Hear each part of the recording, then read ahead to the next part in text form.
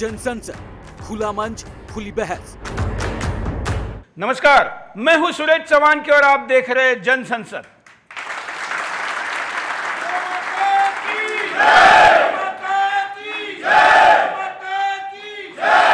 जैसे कि आप दर्शक समझ ही गए होंगे कि इस वक्त हम आज की जनसंसद कर रहे देश के विभिन्न राज्यों से आए हुए गौ रक्षकों के साथ। मित्रों, आज का जनसंसद का यह मुद्दा उठाने का बेसिक कारण यह है कि इस वक्त तमाम ताकतें गौ रक्षकों को बदनाम करने पे लगी हुई है। और अगर हम देखें तो देश का ही नहीं, विदेश का भी मीडिया भारत के किसी छोटे से गांव में होने वाली घटना को भी गौ रक्षकों से जोड़कर उनको गुंडे, मवाली और यहां तक कि आतंकवादी तक कह रहा है। ऐसे में गौ रक्षा के अभियान की महत्ता और उसकी आवश्यकता को समझते हुए सुदर्शन ने आज के जनसंसद में मुद्दा रखा है, क्या हिंदुस्तान के गौ रक्षकों को बदनाम करने का षड्यंत्र हो रहा है।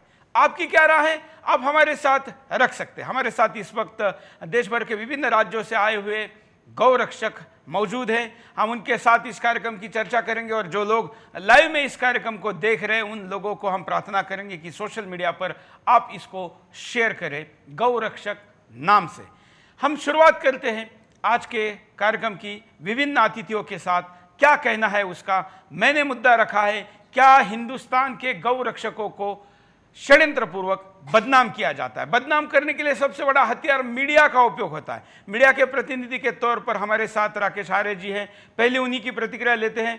राकेश जी, क्या हिंदुस्तान के मीडिया को षड्यंत्र पूर्वक एक बड़े षड्यंत्र में सम्मिलित करके गौ रक्षकों को बदनाम किया जा रहा है? पहले तो मैं आपके द्वारा किए जा रहे इस आयोजन का स्वागत करता हूं, सम्मान करता हूं। बहुत अच्छा कार्यक्रम इस समय समसामयिक विषय पर आपने रखा है। निश्चित रूप से जो षड्यंत्र चल रहा है उसमें मीडिया का योगदान भी नकारात्मक है। और यहाँ पर जब सरकार बनी, मोदी सरकार यहाँ पर सत्ता में आई, तो उन्होंने जब ये आश्वासन दिया, देश के लोगों को भरोसा दिलाया कि हम सत्ता में यदि आते हैं तो हम यहाँ पर गौ रक्षा के लिए विशेष कानून बनाएंगे। लेकिन आज तक गौ रक्षा के लिए कोई कार्यक्रम, कोई इस तरीके के विशेष कानून नहीं बना करके उल्टा उनको बदनाम किया जा रहा है। इससे ज़्यादा शर्मनाक अवस्था इस सरकार के लिए कोई नहीं हो सकती कि जिनके नाम पर, जिस गौ के नाम पर सरकार के विषय में तो और भी लोगों से बात की जा सकती है। आप मीडिया से है, मीडिया का रुख नकारात्मक है। जो कम्युनिस्ट विचारधारा है, जो कांग्रेसी विचारधारा है, उसके लोग उसमें घुसे हुए हैं और उन्होंने उस तरीके से गौ रक्षा को सांप्रदायिकता के साथ जोड़ करके दिखाने का प्रयास किया है, जो कि शर्मनाक है। और इस तरीके से उसका कतई हमको चाहिए कि ऐसी मीडिया का बहिष्कार भी होना चाहिए। ऐसी मीडिया का बहिष्कार होना चाहिए जो विदेशी इशारे पर यहाँ पर काम कर रही है और जो विदेशी मानसिकता को हम पर थोपने का प्रयास कर रही है। घातक है वो इस देश के लिए। बिल्कुल, हम स्थिति पे चर्चा कर रहे हैं, क्या वास्तव स्थिति है, कुछ गौ रक्षकों से भी हम समझना चाहेंगे। आज का मीडिया केवल बिकाऊ है और केवल पैसे के लालच में आकर वो गौ रक्षकों को बदनाम करने में लगा हुआ है। प्रत्येक घर के अंदर माता का दर्जा दिया जाता है। गौ हमारी माता है। हर कोई आदमी गौ को सम्मान देने के लिए आगे आ रहा है, मगर उसके सम्मान को बचाने के लिए कोई भी हिंदू आगे नहीं बढ़ रहा है। आज इसका जिम्मा, इसका बीड़ा गौ रक्षकों ने उठाया है। इसके लिए चाहे हमारी नाड़ कट जाए, चाहे कोई भी गौ रक्षक कुछ भी हो, गौ के लिए सदैव तत्पर रहेगा। और मैं तो ये कहता हूं, अभी गौ रक्षक 5 से 6 घंटे की 11 से 4 बजे गश्त देते हैं। ऐसा टाइम आने वाला है जब 24 घंटे गश्त दी जाएगी अगर इस सरकार ने इस गौकशी पर रोक नहीं लगाई है। चलिए, हमारे साथ गौ सेवक के प्रतिनिधि के तौर पर सुभाष जिंदल जी है। सुभाष जी, ये गौ रक्षकों पे जो प्रहार हो रहा है मीडिया के द्वारा, मुझे ऐसा लगता है कि ये सब सुनियोजित है। मीट और कसाई और मीट लॉबी वर्ल्ड की इस देश को खत्म करने पे लगी हुई है। ये देश खत्म कैसे होगा? 2 ही कारण हैं, गाय और खेती। खेती को खत्म कर रहे हैं, गाय को खत्म कर रहे हैं। यदि ये देश सोने की चिड़िया था तो उसका आधार भी गाय था। और गाय को, हमारी गाय, देसी गाय जिसका दूध अमृत है, उसको खत्म करके, उसके बैलों को खत्म करके और इस देश को गुलाम बनाना चाहते हैं। हमारी उम्मीद थी सरकार कुछ करेगी, लेकिन मोदी सरकार इस मामले में कुछ नहीं कर पा रही। गौ रक्षकों को इस बदनामी के बाद क्या झेलना पड़ रहा है, क्या हो रहा है? जब हम रात को गश्त लगाते हैं तो हम यही चाहते हैं कि हमारी गौ माता बचे, क्योंकि गौ माता बचेंगी तो देश बचेगा। देश बचाने के लिए हमें गौ माता की रक्षा करने के लिए रात और दिन एक करना पड़ रहा है, और फिर भी हमको मीडिया के द्वारा ये सम्मान मिल रहा है कि गौरक्षक गुंडे हैं। ये सब कुछ करने के बाद मैं आप लोगों से जानना चाहता हूं कि जैसे पहले जब तक गौ रक्षकों के खिलाफ माहौल नहीं था, तब तक गौ रक्षकों को तमाम प्रकार की मदद भी लोग देते थे। जो गाड़ी आप लोग गश्त में यूज करते उसको डीजल देते थे, सम्मान देते थे, कार्यक्रमों में बुलाते थे, कुछ बड़े बड़े डोनर सहयोग भी करते थे। क्या इस पे कोई असर पड़ा है क्या? जी हाँ, इस पर बहुत बड़ा असर पड़ा है। हमें गंदी नज़रों से देखा जाता है और हमारे साथ हीन भावना का प्रयोग किया जाता है। हम अपनी माँ को बचाने के लिए काम करते हैं, गौ माता के गौशाला में पहुँचाते हैं, दवाई गोली से सब काम करते हैं। उसके बाद भी हमारे को इस तरीके से देखा जाता है कि ये पता नहीं कहाँ से गुंडे आ गए हैं। बिल्कुल, ये जब से बदनामी शुरू हुई उसके बाद का ये बदलाव है। हाँ जी, यही बदलाव है हमारे साथ। मोदी सरकार आने के बाद देश भर में 75 मामलों को ऐसा रजिस्टर किया गया है जो गौ रक्षकों ने कानून हाथ में लेकर गैर कानूनी कृत्य किया, ऐसा कहा गया है। समय समय पर एक विशिष्ट समय के अनुपात में इसको घटनाओं को लाया गया, मीडिया में बदनाम किया गया, लेकिन जब इसके तह तक गए तो यह पता चला कि 75 में से 60 घटनाएं ऐसी थी जो प्रत्यक्ष गौ रक्षकों ने की ही नहीं थी, लेकिन उसमें गौ रक्षकों को इसमें बदनाम किया गया। और जो 15 घटनाएं अगर कोई कहे कि सच भी थी, तो जिस देश में 20 लाख टन बीफ को एक्सपोर्ट किया जाता है, उस देश में लाखों गाय जब सालों में काटी जाती है, तो ऐसे में 15 इंसिडेंट्स को रिएक्शन के तौर पर स्वीकार करना चाहिए, ऐसा मैं मानता हूं। क्योंकि कई लोगों के लिए गाय माता है और कोई व्यक्ति हो सकता है कि उसके मां के इज्जत पे हाथ डालने के बावजूद भी चुप बैठे, लेकिन जो मर्द होता है जो अपनी मां का सम्मान करता है, वो टेढ़ी आंख देखने वाले को भी माफ नहीं करता। और मैं मानता हूं कि ये वो गौ रक्षक है जिनकी भावना गाय के साथ इतनी जुड़ी है कि उनको ये वर्तमान स्थिति के समय अपनी रिएक्शन देने का अधिकार है। भारत संविधान ये कहता है कि आपको स्वयं रक्षा का अधिकार है। स्वयं में हम अकेले नहीं आते, विदेशी सोचे, हमारे स्वयं में हम भी आते, हमारा परिवार भी आता है, और गौ माता हमारे परिवार का सदस्य है। इसलिए गौ माता हमारे लिए स्वयं रक्षा के कानून में आती है, हमारे आस्था का भी विषय, हम ऐसा मानते हैं। इस पूरे मैटर में मैं यहाँ पर कई लोग हैं, उनके पास चलता हूँ। आप कुछ ऐसे मामले भी बताइए जो फर्जी मामले थे लेकिन उनको गौ रक्षकों पे ऊपर मढ़ा गया। जो आपने जैसे बताया कि ज़्यादातर मामले फर्जी ही हैं, जैसे अभी ये इसका जो प्रकरण हुआ था इसमें दादरी में अखलाक का, उसको मुलायम सिंह सरकार ने, अखिलेश सरकार ने उसको हेली जहाज से बुलाया और जहाज से बुला के उसको दुनिया भर का इनाम दे डाला।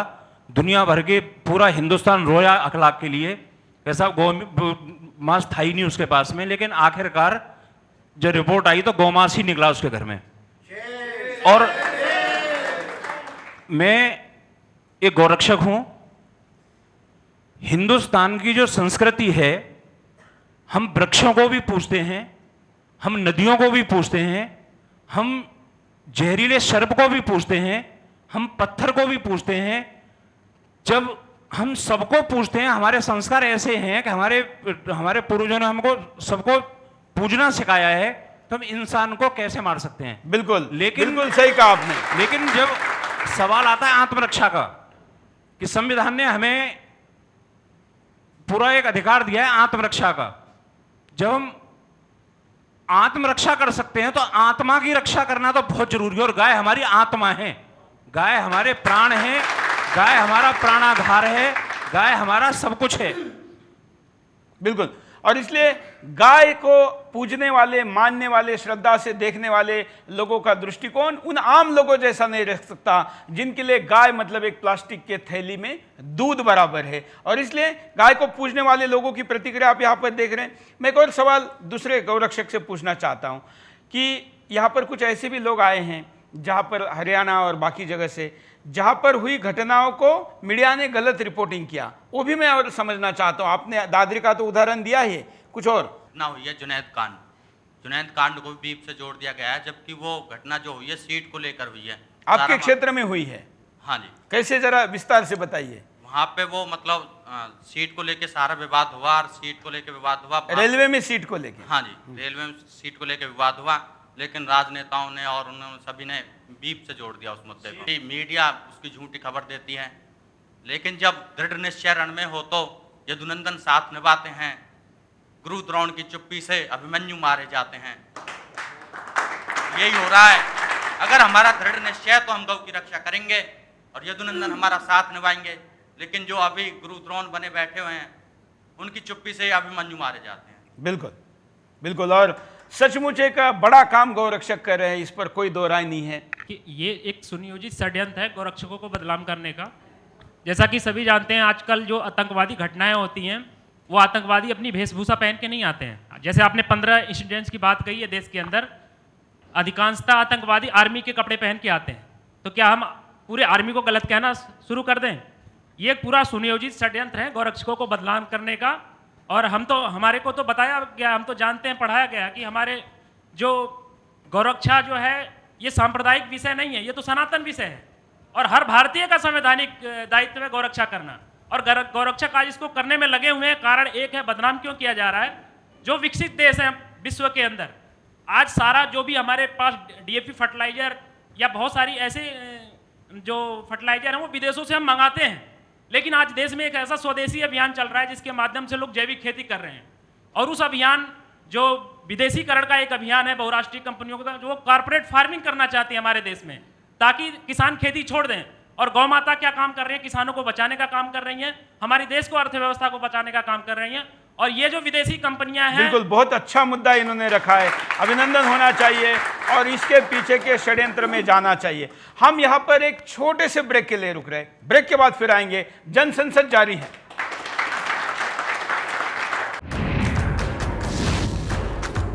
जन संसद, खुला मंच, खुली बहस।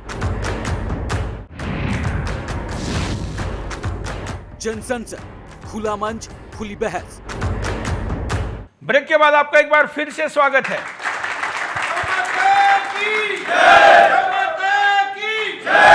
जन संसद में हमने आज मुद्दा लिखा है कि क्या देश के गौरक्षकों को षड्यंत्र पूर्वक बदनाम किया जाता है। स्थिति की चर्चा हमने आपके सामने की। अब हम कारणों पे नजर डाल रहे हैं कि क्या कारण है कि गौरक्षकों को बदनाम किया जा रहा है।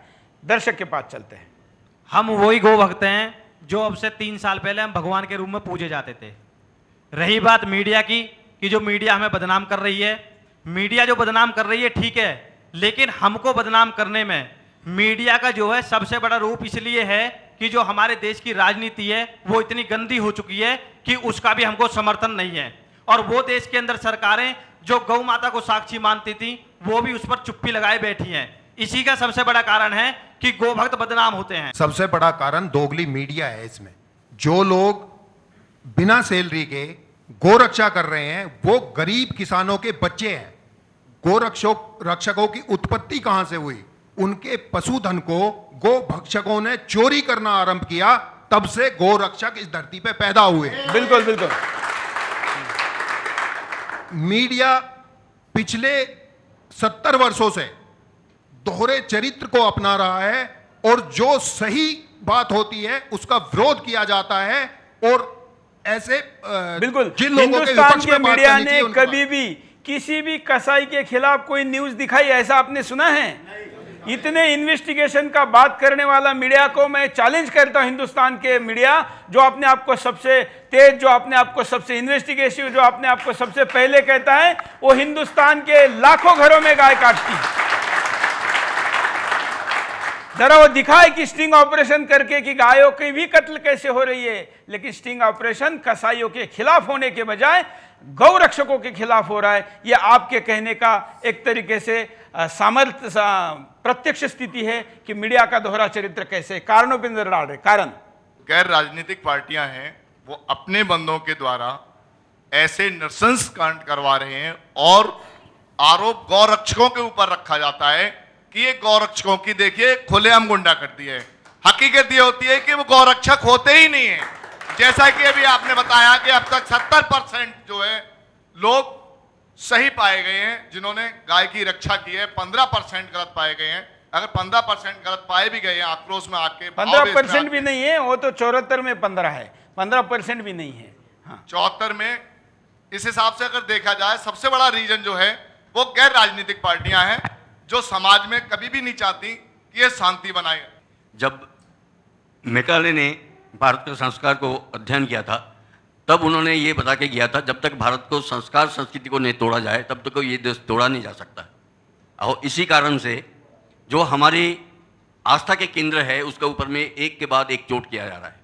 और इसके प्रधान कारण रहता है जो वामपंथी लोग मीडिया में बैठे हुए हैं वो क्रमागत हमारे संस्कार और संस्कृति के ऊपर में चोट कर रहे हैं। अगर इनके बस चले तो कौरव पांडव की जब कौरवों को जब गाय को चोरी करके ले जा रहे थे तब पांडव उनके खिलाफ होते हुए भी गौ रक्षा के कारण से कौरव के साथ शस्त्र उठाए थे जबकि उनको शस्त्र उठाना नहीं चाहिए। आज का मीडिया का अगर बस बने तो पांडवों को भी गौ रक्षक गुंडा करके वो लोग चिन्हित कर दे, ऐसा संभव है। बिल्कुल शिवाजी महाराज, छत्रपति शिवाजी महाराज जी का चित्र है कि एक मुल्ला गाय को लेकर जा रहा है कसाई और वो उसका हाथ काट रहे हैं। आज का मीडिया कहेगा कि शिवाजी महाराज हत्यारे थे, शिवाजी महाराज गौ रक्षक थे, ऐसा हमको अभिमान है। पथिक वो पथ ही क्या जिस पथ पर बिखरे शूल ना हो, नाविक की धैर्य परीक्षा क्या जब धारा ही प्रतिकूल ना हो।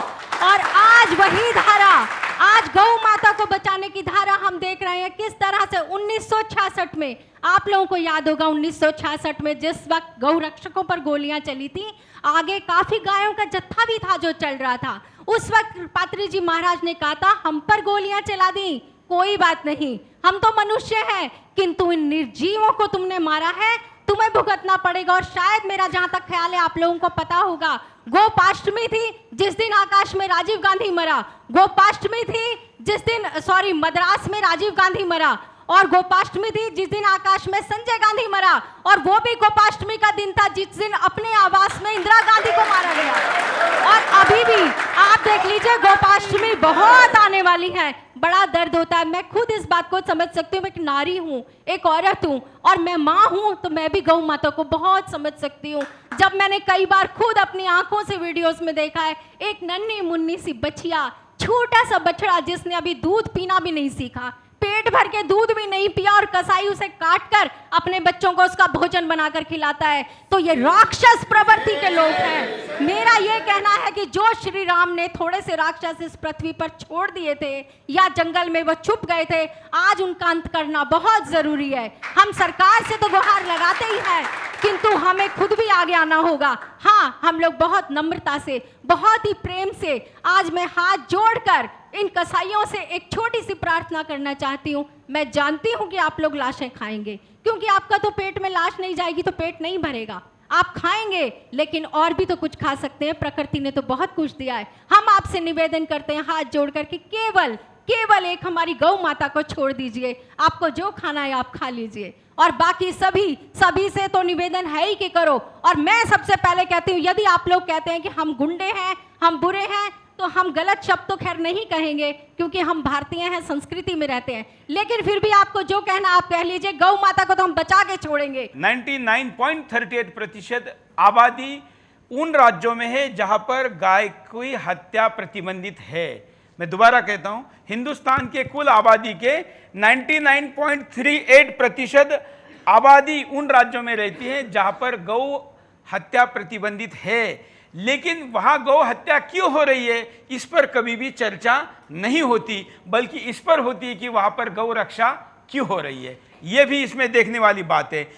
आधे जगह पर 50 वर्ष पुराने कानून हैं, और बड़ी बात अगर हम समझने की याद देखेंगे तो आज़ादी के बाद सारे ही राज्यों ने, क्योंकि गौ हत्या प्रतिबंध ये राज्यों का विषय किया गया था, तो आज़ादी के बाद हिंदुस्तान के 100% राज्यों ने गौ हत्या पर प्रतिबंध लगाया था। ऐसा क्या कारण रहा कि 80 के दशक के बाद यह प्रतिबंध उठता गया? विशेष बात यह है कि इनमें कांग्रेस के भी वो सरकारें थी जो विभिन्न राज्यों में चलती थी, जो आने के बाद उन्होंने वहां पर गौ हत्या प्रतिबंधित की थी। लेकिन अब स्थिति क्या है? कर्नाटक का मुख्यमंत्री प्रचार भी, कांग्रेस का मुख्यमंत्री का कैंडिडेट प्रचार करता है कि अगर हम सत्ता में दोबारा आएंगे तो हम गौ हत्या के प्रतिबंध को उठाएंगे। और कर्नाटक के मुख्यमंत्री ने शपथ लेने के बाद अगर पहली साइन किसी आदेश पर की तो आदेश था गौ हत्या के प्रतिबंध के कानून को रद्द करके गौ हत्या को अनुमति देने का। ये राजनीतिक दलों का जो प्रवास है, ये प्रवास कैसे कहां से कहां तक पहुंचा है, इसको भी हम देख रहे हैं। इसमें एक बड़ा झोल करके रखा है षड्यंत्रकारियों ने कि बीफ गाय के मीट को भी कहा जाता है और भैंस के भी कहा जाता है। भारत में अधिकृत रूप से गाय के बीफ को एक्सपोर्ट करने पर भारत सरकार ने प्रतिबंध लगाया है, लेकिन बीफ के नाम पर भैंस भी ऐड होने के कारण इसके पीछे चोरी हो रही है। तो ये संसद ये मांग करती है भारत के मुख्य संसद से कि बीफ का मतलब केवल गाय का ही मांस होना चाहिए, जिससे कि प्रतिबंध लगाना ज्यादा और स्पेसिफाइड हो जाएगा और भैंस के मांस को गाय के मांस के साथ एक रूप में नहीं किया जाए। कारण सबसे पहले तो बहुत सारे भाइयों ने बताया कि मीडिया है। मीडिया ये तो दिखाता है कि गौरक्षक पीट रहे हैं, लेकिन मीडिया ये कभी नहीं दिखाता है कि वो जो गौ तस्कर हैं वो भी अपने साथ हथियार लेकर के चलते हैं। वो जब पहले से मीडिया ये कभी नहीं दिखाता कि बरेली के जो हमारे मनोज मिश्रा जी, जिन्होंने बगैर हिंसा के रोकने की कोशिश की, तो किस तरीके से गौ तस्करों ने उन्हें ट्रक से रौंद दिया। मीडिया ये कभी नहीं दिखाता है कि अखलाक, जो कि बाद में निकला भी कि वो गौ मांस खा रहा था, उसे 4 फ्लैट और 1.25 करोड़ रुपए दे दिए जाते हैं, लेकिन गौ रक्षा करते हुए अहिंसात्मक तरीके से जब मनोज मिश्रा के टुकड़ों टुकड़ों वाला शरीर आता है तो उन्हें 10 लाख रुपए देकर के टरका दिया जाता है। मीडिया ये कभी नहीं दिखाता है। और 10 लाख भी तब दिए गए जब सुदर्शन ने 3 शो किए और सुदर्शन लाखों लोगों ने बिल्कुल उनके लिए आवाज उठाई। का भी आभार। एक बात आपने जो कही है कि दूसरा पक्ष नहीं बताया जाता, अपनी बात को नहीं रखने दिया जाता। एक बात मैं यहाँ पर इंटरेस्टिंग बताना चाहूंगा कि जिस जम्मू कश्मीर में आज गौ हत्या को लेकर इतना बवाल किया जा रहा है, 1932 में वहां पर राजा रणबीर सिंह ने सबसे पहले ब्रिटिश राज में पुनर्घोषित गौ हत्या बैन की थी और हिंदुस्तान में सबसे कड़ा कानून अगर कहीं पर था तो वो जम्मू कश्मीर में था, लेकिन आज उसका जिक्र नहीं हो रहा। गौ हत्या के कारणों पर यदि विचार किया जाएगा तो जहां मुस्लिम तुष्टीकरण इसके लिए जिम्मेदार है सरकार की ओर से, वोटों की राजनीति पर भी बात की गई है, धर्मांतरण भी इसके लिए महत्वपूर्ण एक कारण है।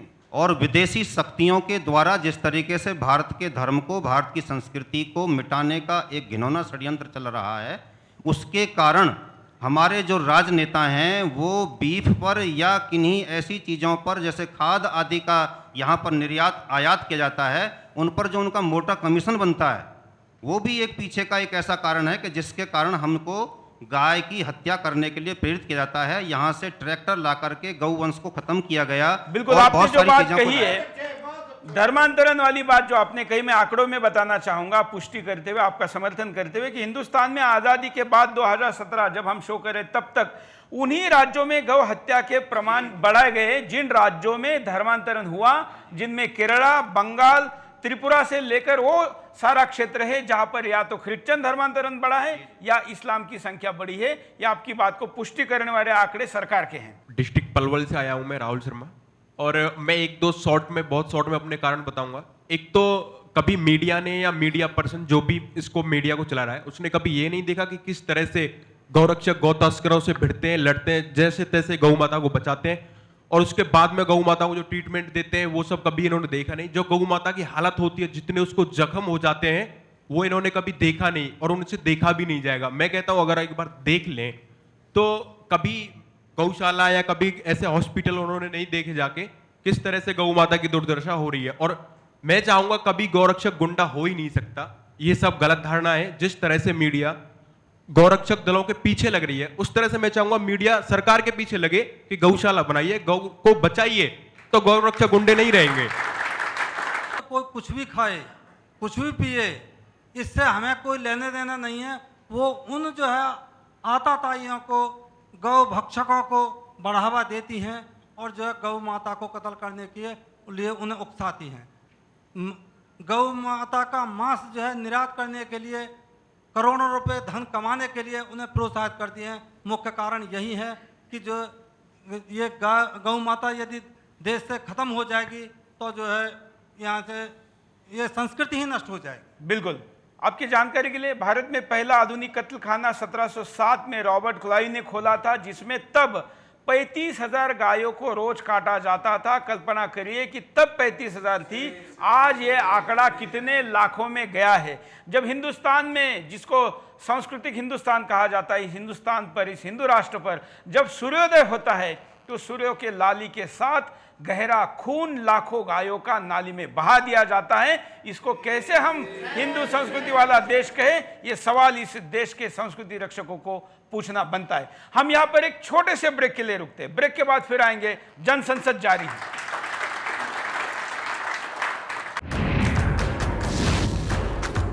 जनसंसद, खुला मंच, खुली बहस। जनसंसद, खुला मंच, खुली बहस।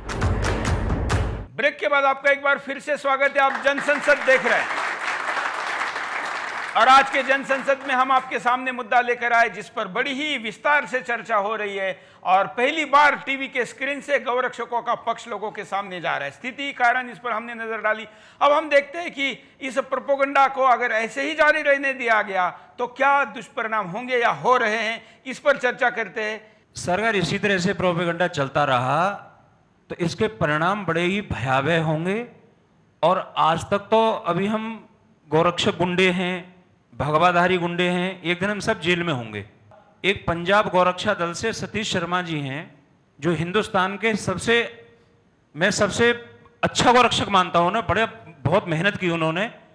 आज वो कसाई की कंप्लेंट पे जेल में है, आज तक उनकी जमानत नहीं हुई है, आज तक उनको जमानत नहीं मिली है। और विशेष बात है कि आज तक उनके खिलाफ किसी प्रकार का ठोस सबूत नहीं दे पाए। कोई ठोस सबूत नहीं है और फिर भी जेल में है। और फिर भी जेल में है।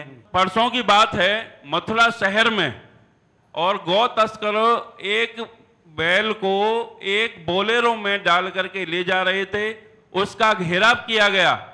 6 थानों की पुलिस लगी, लेकिन वो चकमा दे करके 20 शहर में ले आए और वहां पर उसको बड़ी मुश्किल से पकड़ा गया। गौ तस्कर वहां से फरार हो गए।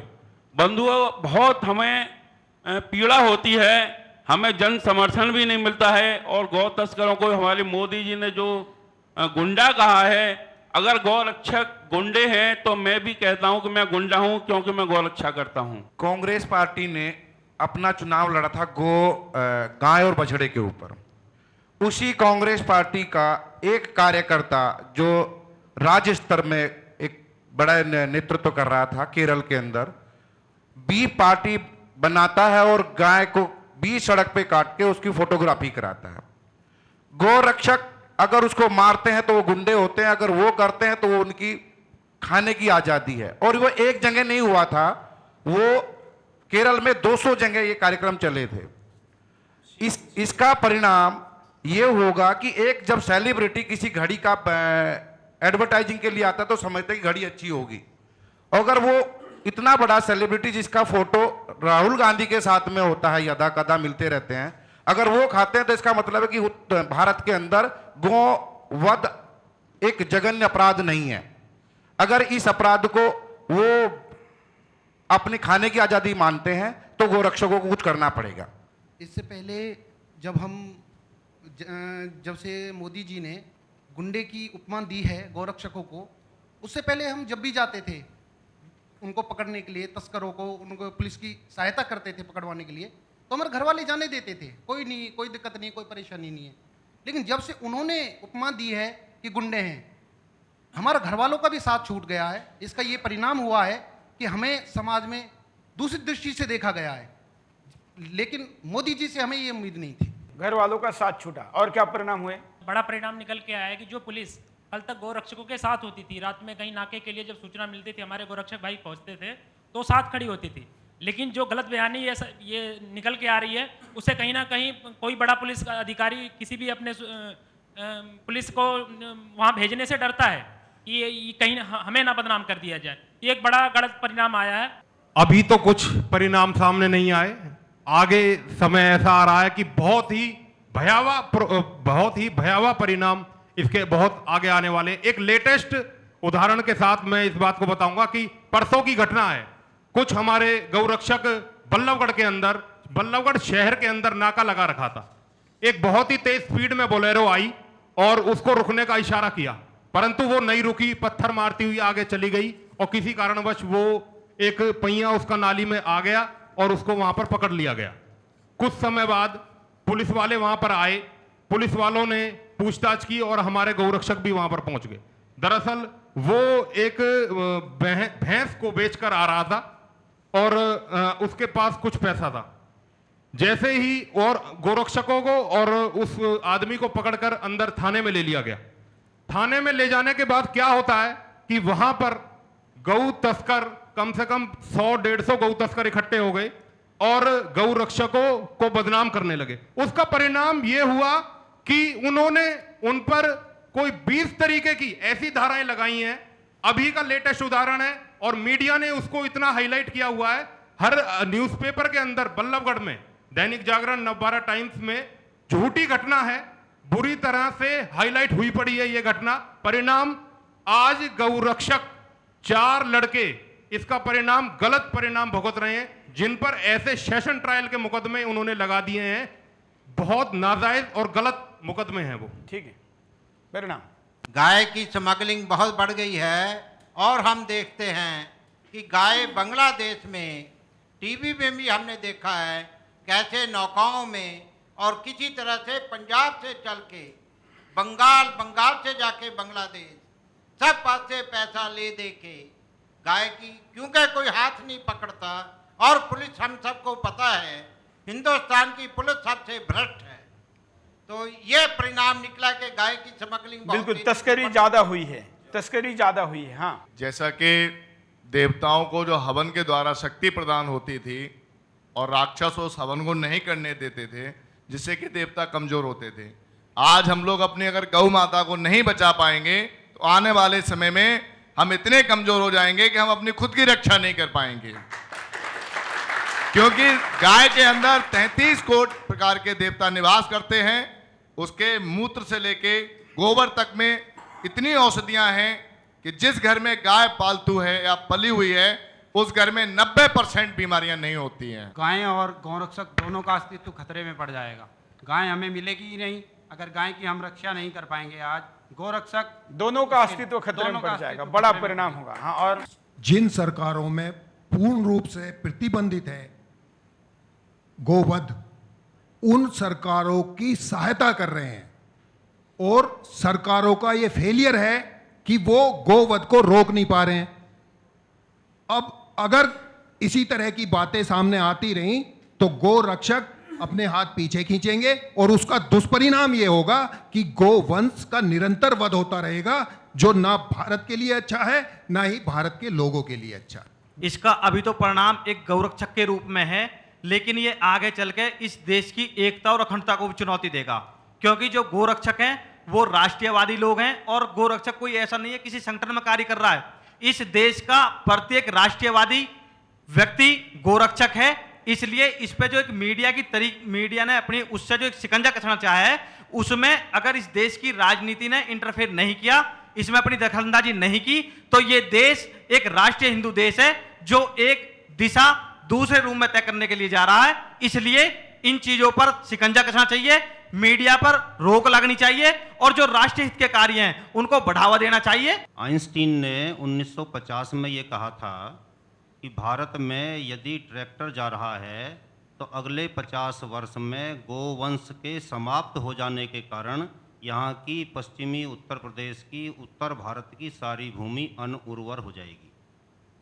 और आज हम आज़ादी के 70 वर्ष पश्चात देख रहे हैं कि हम, क्योंकि काश्तकार परिवारों से सब यहाँ बैठे हैं, कि जो ज़मीन 5 किलो बीघा के हिसाब से जब उसमें यूरिया डाला जाता था तो फसल बहुत अच्छी बनती थी। आज उसी खेती में 50 किलो यूरिया डाला जा रहा है, तब भी उतनी अच्छी फसल वो नहीं दे रही। तो उसका परिणाम ये निकल करके आ चुका है कि गाय का गोबर की खाद उसको नहीं मिलती, तो उसका ये परिणाम एक तो घातक ही आ चुका है। दूसरे, हम लोग जो पर्यावरण संतुलन की बात करते हैं, पर्यावरण संतुलन अगर गाय इस देश में नहीं रहती है तो पर्यावरण संतुलन सारा बिगड़ जाएगा। बिल्कुल, बहुत बड़े अच्छे परिणाम आपने बताए। तीसरी बात जो है, हम जिन घातक बीमारियों से आज ग्रसित होते चले जा रहे हैं, यदि गोमूत्र, गो घिरत और आदि चीज़ें, गऊ से बनी हुई चीज़ें नहीं रहती हैं तो हम सारे देशवासी ऐसी घातक बीमारियों के शिकार हो जाएंगे कि यहाँ पर महामारी फैल जाएगी। बिल्कुल, चलिए अब हम परिणाम की चर्चा कर चुके, एक छोटे से ब्रेक के लिए रुकते हैं। ब्रेक के बाद आएंगे जनसंसद जारी है। जनसंसद, खुला मंच, खुली बहस। जनसंसद, खुला मंच, खुली बहस। ब्रेक के बाद आपका एक बार फिर से स्वागत है। जनसंसद देख रहे हैं आप। जनसंसद में हमने मुद्दा लाया कि क्या गौरक्षकों को षड्यंत्र पूर्वक बदनाम किया जा रहा है। स्थिति, कारण, परिणाम पर हमने चर्चा की। अब हम कुछ घटनाएं जो प्रत्यक्षदर्शी जिनके साथ घटी है, उनकी ना केवल आंखों देखी, आप बीती, हम यहां पर सुनाना चाहते हैं। कुछ गौरक्षक अपनी बात को बताएं। जय हिंद। मैं यहाँ पर बताना चाहूँगा, मैं अलीगढ़ से आ रहा था जनवरी माह में। मेरी शायद गलती सिर्फ इतनी थी कि मेरी गाड़ी पे वंदे गौ मातरम लिखा हुआ था, और मैं जिस गाड़ी के पीछे चल रहा था उसमें शायद नहीं, उसमें 100% गौमांस लदा हुआ था। क्योंकि रात का माहौल था, मेरी गाड़ी की एक हेडलाइट कमजोर थी, तो मैं उसके पीछे पीछे चला रहा था। उसे लगा मैं उसे चेज कर रहा हूं। उसने अपने दूसरे साथियों को बुलाया और जबरदस्ती, मेरी गाड़ी की फोटोज हैं मेरे फोन में अभी भी, कभी आगे से कभी पीछे से, इतनी जोरदार टक्करें मारी कि पूरी गाड़ी मेरी डैमेज हो गई। कैसे भी बमुश्किल डिवाइडर पे चढ़ा करके मैंने गाड़ी निकाली, चूंकि उनकी वो मैक्स टाइप की पुरानी गाड़ी थी, लेकिन मेरी नई गाड़ी थी, तो वो बंद नहीं हुई ईश्वर की कृपा से, गौ माता की कृपा से। वहां से सिर्फ 4 किलोमीटर की दूरी पे पुलिस का नाका लगा हुआ था। मैं वहां जाकर के पुलिस को बताया मैंने, तो पुलिस मुझसे यह कहती है कि नहीं, तुम्हारी व्यक्तिगत दुश्मनी होगी। कई पत्रकारों को भी मैंने, जो मेरे जानकारी में थे, उनको बताया, लेकिन मेरी आवाज सुनने वाला कोई नहीं था। फिर भी मुझे बचाने के लिए वहां लोकल के कुछ गौरक्षक भाई ही आए और उन्होंने मुझे आगे दादरी तक छोड़ा। बिल्कुल। और किसी के साथ कोई घटना? हमारे साथ आज से 1.5 साल पहले की बात है। हम कुछ अपने गौरक्षक साथियों के साथ एक नाका लगा रखा था। हमें दूर से एक पिकअप बहुत ही तेज स्पीड में आती हुई नजर आई। हमने उसको रुकने का इशारा किया, हाथ दिया उसको, परंतु वो नहीं रुकी। आगे जाकर उन पिकअप में से कुछ पत्थर आए हमारी तरफ, बहुत ही तेज स्पीड में। वो रेल की पटरी वाले पत्थर होते हैं, बहुत नुकीले होते हैं वो पत्थर। हमारे 3 साथियों को लगे, किसी के सर में लगे, किसी के पेट में और किसी के टांग पर लगे। उसके बाद वही पिकअप दोबारा हमारी तरफ बैक करके आती है, परंतु उसने हमारे पास आकर रोका, पिकअप खड़ी करी। हमारा एक साथी ने उस पिकअप की तरफ, हमारा एक साथी उस पिकअप पे भागा। उस पिकअप पे पीछे से उसने लटकने की कोशिश करी, मगर उसके अंदर गौ माता थी, इस वजह से वो लटक गया। परंतु उन तस्करों में से एक तस्कर ने अपना तमंचा निकाला, तमंचा निकाल के सीधा फायर किया जो उसकी छाती में लगा, और ऑन द स्पॉट डेथ। उसका परिणाम यह हुआ, ऑन द स्पॉट डेथ। वो मर गया। आज भी हर साल उसकी पुण्यतिथि और भंडारे के साथ मनाई जाती है। किसी मीडिया ने इसको नहीं दिखाया, किसी मीडिया ने नहीं दिखाया, किसी ने पुरस्कार नहीं ले, कोई पुरस्कार नहीं दिया गया। बल्लभगढ़ में जुनैद कांड हो रहा है, 25 लाख रुपए दिए गए हैं अभी, और वो एक इंसिडेंट है, लोकल इंसिडेंट है, किसी मीडिया ने नहीं दिखाया, और फ्लैट दिए गए हैं उसे। मगर उस गरीब लड़के को हमने अपनी तरफ से 10-10 रुपए चंदा उगाकर हमने उसको 3.5 लाख रुपए दिए, परंतु कोई नेता उसके घर नहीं आया। ईद वाले दिन हर जगह नाका लगता है। हमें पिछली ईद पर सूचना मिली कि डासने की तरफ से गाड़ी आ रही टाटा 407, जिसमें गौमांस है, बर्फ में लगा हुआ। हमने नाका लगा दिया गोविंदपुरम पुलिस चौकी गाजियाबाद। गाड़ी जैसे ही रोकी तो गाड़ी रोकते के साथ ड्राइवर मन की, भाई तेरे पास ये मांस है, इसका कोई कागज वगैरह है? कागज की बजाय उसने नीचे से इतना बड़ा छुरा जिस पे वो खुद बैठा हुआ था उसने निकालकर हमारे ऊपर चलाया और चलाते के साथ ही गाड़ी में से कूदा और पल्ली तरफ रोड पे एकदम ऐसे कूद गया जैसे किसी पानी में कूद रहा हो। उसको पकड़ने के बाद थाने में लेके गए। थाने में जाने के बाद उन्होंने छुरा गायब कर दिया पुलिस वालों ने कि भाई इस पर कोई छुरा नहीं है। वहां क्या था कि सिविल वर्दी में LIU CO लेडी जा रही थी, तो उसने जब देखा कि भाई इस तरीके की घटना है कि उनको ये नहीं पता कि एक मां से संबंधित था। वहां के जाने के बाद थाने में बवाल करा हमने, पूरी पब्लिक वहां इकट्ठी हो गई। तो वहां CO पहुंची। CO पहुंचने के बाद उसने बोला नुक ऐसा है कि वो छुरा कहां है, नुक मैम छुरा है। जैसे ही CO ने बोला तो CO को बाद में बताया कि गाय से संबंधित है और मांस का मामला है। तो तब उन्होंने CO के कहने पर 307 का मुकदमा कायम करा और मुकदमा कायम करने के बाद वो जेल भेजा। पुलिस वाले इस तरीके का काम करते हैं, क्यों? उनको वहां से पैसे मिलता, तो वो क्या चाहते हैं कि गौरक्षा पे उल्टी कार्रवाई करते हैं। बिल्कुल। गुड़गांव में विक्रांत यादव जो कि 6 बहनों के बीच में अकेला भाई था और जिसको सिर्फ गौ तस्करों से उसने अपना नाका लगा रखा था कि गायों को बचाना है, लेकिन अकेले होने के कारण गौ तस्कर ज्यादा थे, उसकी मौके पे ही डेथ कर दी गई और उसको गोली से शूट किया गया। एक पिकअप गाड़ी की सूचना थी हमारे पास में, होटल के पास में गांव पड़ता है गढ़ीपट्टी। हमारे पास में सूचना थी कि पिकअप गाड़ी आएगी, रात को करीब 2:30-3 बजे के समथिंग आएगी। हमने नाका लगा रखा था नाले पे ही, तो समथिंग मतलब पिकअप गाड़ी नहीं आई। उसके बाद पैदल मतलब जो पैदल तस्कर होते हैं वो गायों को लेकर के आ रहे थे। हमने टॉर्च मारी और उनको देख लिया। तो हमने उनको देखा, देखने के बाद उन्होंने बोला कि भाई ये गौरक्षक खड़े हुए हैं, इनको मतलब शूट करो सीधा ही। उन्होंने सीधा ही, हम वहाँ से भागे क्योंकि हम निहत्ते थे, हमारे हाथ में कुछ भी नहीं था। हम वहाँ से भागे, उन्होंने सीधा ही हमारे ऊपर फायर किया था। तब हमने पुलिस को बुलाया तो पुलिस कहती है वहाँ पे कि तुम तो पागल बना रहे हो, यहाँ पे ऐसा कुछ भी नहीं हुआ। तब कि वहाँ पे बुलेट भी पड़े हुए थे, सारा कुछ मौके पे था, लेकिन पुलिस ने हमारी एक भी नहीं सुनी और ये कहा कि तुम कल थाने में आना, तुमसे तब कल बात करेंगे हम। बिल्कुल, मतलब पुलिस सहयोग नहीं करती। अब हम उपाय की दिशा में बढ़ते हैं, क्या उपाय हो सकते हैं? उपाय से शुरू करते हैं। ये मैं कहना चाहता हूँ कि भाई अगर गौरक्षा दल, आज गौरक्षा दल हम कर रहे हैं, आज हम जितने भी काम किए हैं, मतलब जितने भी तस्कर पकड़े, क्या किसी मीडिया ने ये दिखाया है आज तक कि ये तस्कर गौरक्षा दल ने पकड़े? किसी गौरक्षा दल ने मतलब किसी मीडिया ने ये नहीं दिखाया कि आज तक ये मतलब इतनी गाय बचाई इन तस्करों से, या फिर पुलिस का सहयोग करके जो भी चीज है। बिल्कुल, मतलब अच्छी घटनाएं दिखाकर उनको क्रेडिट देना चाहिए, ये उपाय हो सकता है। हाँ, गौ रक्षा के लिए एक सर्वोत्तम उपाय ये भी हो सकता है कि जो हमारे गौ का घृत होता है उसको इस देश का राष्ट्रीय अमृत पेय घोषित किया जाए। बिल्कुल।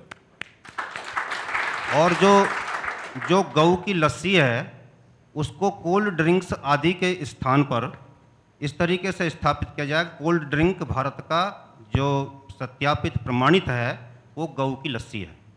बिल्कुल। इस तरीके से ये चीज़ें ला करके अगर हम देते हैं तो ये अच्छा उपाय उसकी आर्थिक उपयोगिता बढ़ाई जाए। हाँ, आगे उपाय। मुझे लगता है कि जो सबसे बड़ा उपाय हो सकता है वो सरकार ही कर सकती है कि इस पे अभी जो कानून बना हुआ है उसे सख्ती से लागू किया जाए। बिल्कुल, आगे। गाय बचेगी, देश बचेगा। देश बचेगा, कृषि बचेगी। गौ आधारित खेती के कारण से कोई भी आत्महत्या नहीं कर सकता।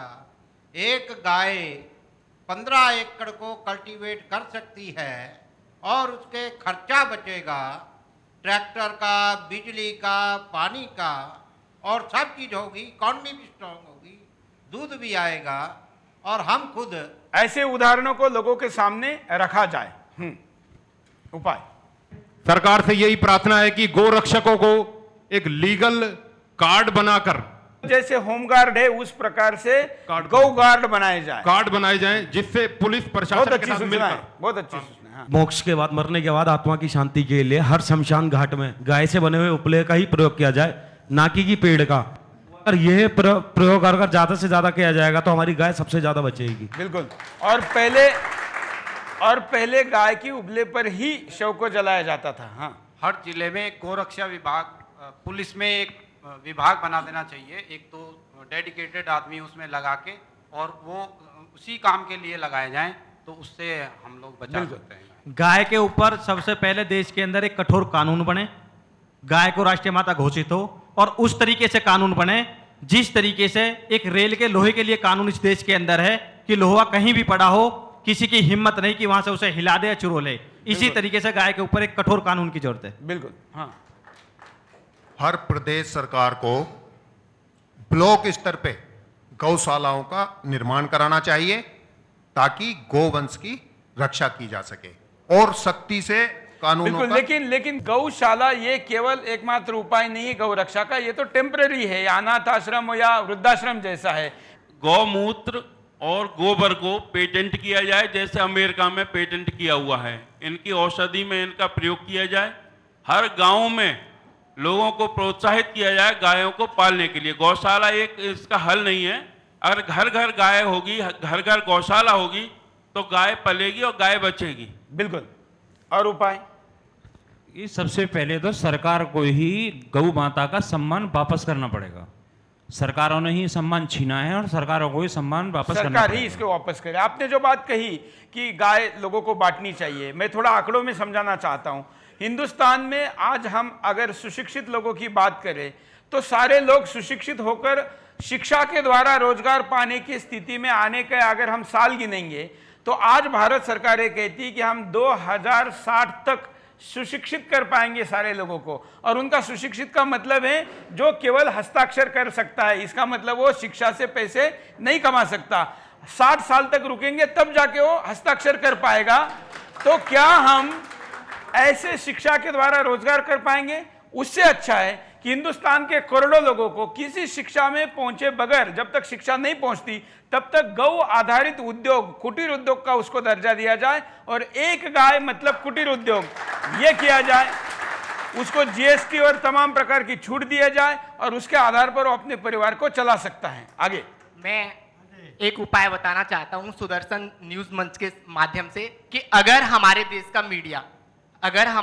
का मीडिया जागरूक होके और हम गौरक्षकों के साथ चले और हमारे साथ जो घटनाएं घटित होती हैं उसको हर रोज पर्दे पे लाके दिखाए तो मुझे लगता है कि ये मतलब न्यूज चैनल घर घर की पहुंच में है और इससे एक जागरूकता पैदा होगी और हम गौरक्षक आगे बढ़कर कुछ कार्य करने के लिए अग्रसर होंगे। चलिए, सुदर्शन तो दिखाता ही है, बाकी लोग दिखाएंगे नहीं, इसकी भी भरोसा है, इसकी गारंटी। हाँ, उपाय ये भी है जी, हमें अपना आत्मबल बढ़ाना पड़ेगा।